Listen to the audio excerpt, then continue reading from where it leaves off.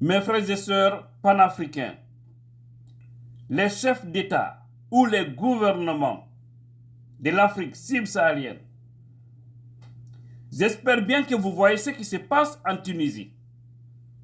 Bien avant, je suis Tidiane La Puissance, un jeune Guinéen vivant aux États-Unis d'Amérique.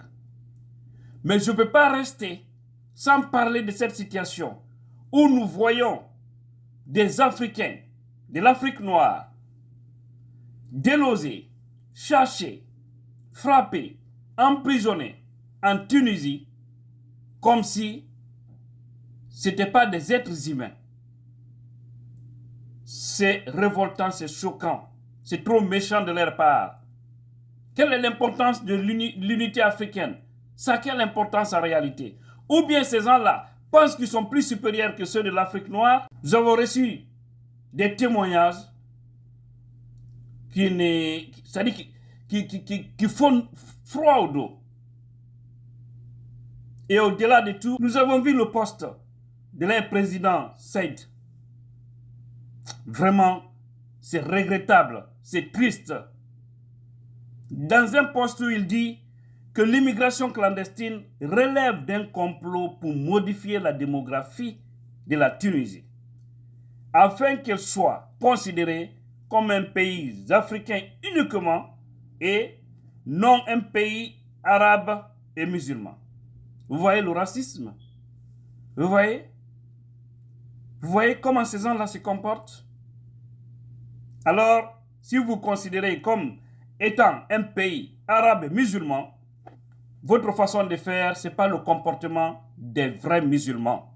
Les musulmans ne se comportent pas comme ça. La religion musulmane, c'est la tolérance, c'est la pitié. La religion musulmane, c'est l'amour, c'est le partage du bien. On vous a toujours dit, les gens du Nord, là, la plupart, on sait comment ils se comportent vis-à-vis de l'Afrique noire. Mais tout ça aussi, la faute à nous, la faute à nos dirigeants qui refusent de s'assumer, qui refusent de prendre le devant, qui refusent d'être juste avec leur population. Sinon, quelle est la partie la plus riche de l'Afrique, plus que la partie de l'Afrique noire?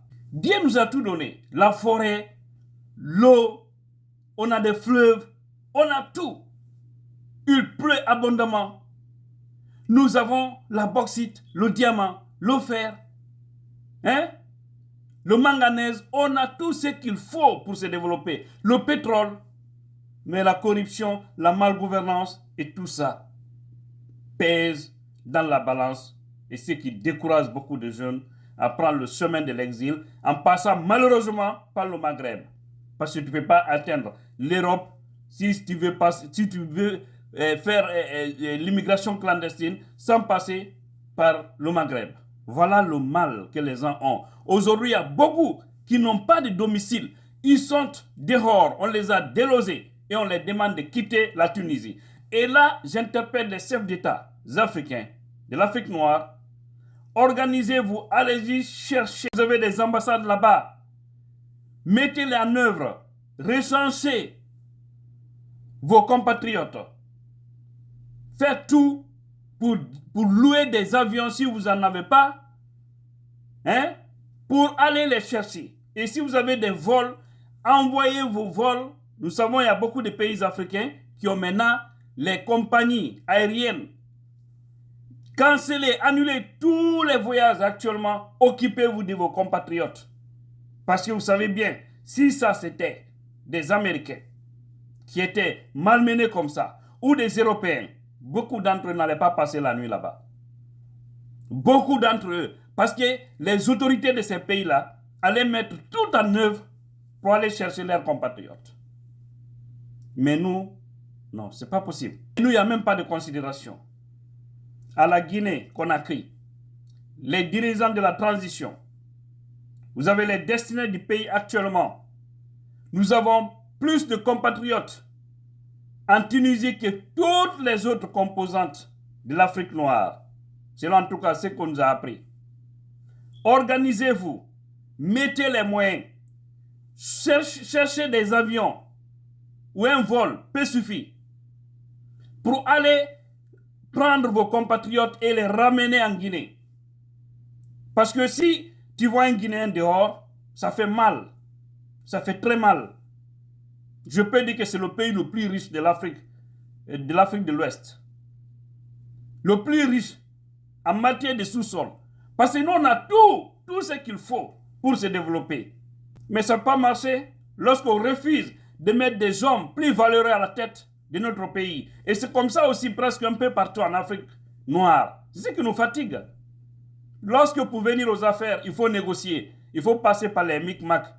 Quand des dirigeants viennent comme ça aux affaires, mais ils ne seront pas au service du peuple. Ils seront au service de leur petit clan. Hein? C'est-à-dire le petit lobby qui les a aidés à être aux affaires. Voilà le mal. Donc faites face à nos compatriotes parce qu'ils souffrent énormément en Tunisie. Si vous avez des frères, des sœurs en Tunisie actuellement, si vous avez des parents, vous avez des moyens, faites face à vos parents, envoyez-les le transport. S'ils ont le chemin, ils vont quitter avant que cela ne soit trop tard. Parce que ce qui se passe là-bas, c'est révoltant. C'est révoltant, c'est-à-dire ils ne sont pas en sécurité. La police les recherche. Et là où ils osent, avec les citoyens, dans les quartiers, les propriétaires des bâtiments les demandent de sortir. Ceux-ci aussi sont en train de les mettre dehors. Les sentiers dans lesquels ils travaillaient, beaucoup de Tunisiens ont bloqué tout avec eux. Ils n'ont plus de travail. Il y a un jeune qui a témoigné aujourd'hui qu'il est allé, il me l'a dit, qu'il est allé au chantier là où il travaille avec c'est un jeune Guinéen, ils sont quelques Guinéens, Maliens, Ivoiriens, mais arrivé là-bas, on dit bon, on ne veut voir aucun noir ici. C'est fini, votre contrat est fini. Et vous devez disparaître maintenant. Ils étaient obligés de retourner avec la peur parce qu'ils ne savaient pas ce qui pouvait les arriver en cours de route. Actuellement, ils sont tous enfermés dans les maisons. Nos autorités africaines doivent se bouger maintenant. Sinon, ce n'est pas bien. Qu'Allah sauve l'Afrique noire. Parce que jusque-là, ça ne va pas encore. Depuis les années 60, jusque-là, nous, on est devenu la risée du monde. On fait comment? Responsables africains, réveillez-vous.